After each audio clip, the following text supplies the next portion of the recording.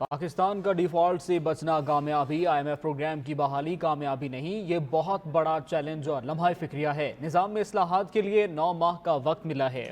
وزیر اعظم محمد شہباز شریف کہتے ہیں ملک کو ڈیفالٹ سے بچانے کے لیے سب نے اپنا حصہ ڈالا۔ ماضی میں آئی ایم ایف معاہدے کی خلاف ورزی کی گئی۔ مشکل وقت میں ساتھ دینے پر وزیر اعظم نے سعودی عرب، UAE اور چین کا خصوصی شکریہ بھی ادا کیا۔ پچھلے 15 مہینوں میں ہم نے امریکہ کے ساتھ اپنے تعلقات کو پہلے جو ڈیمیج ہو گئے تھے ان کو ریپیئر کرنے میں اور ان کو نارملائز کرنے میں دن رات ایک کیا ہے۔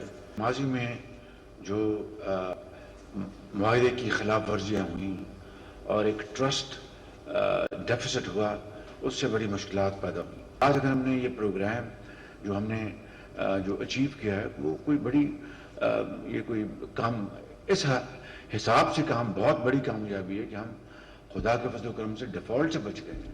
یہ جو بریدنگ اسپیس میں ملی ہے 9 ماہ کی، اس میں جس طرح آپ کے علم میں ہے الحمدللہ $2 ارب سعودی عرب سے ہمارے قومی خزانے میں آ چکے ہیں، $1 ارب UAE سے ہمارے قومی خزانے میں آ چکا ہے۔ پرسوں IMF کا $1.2 بلین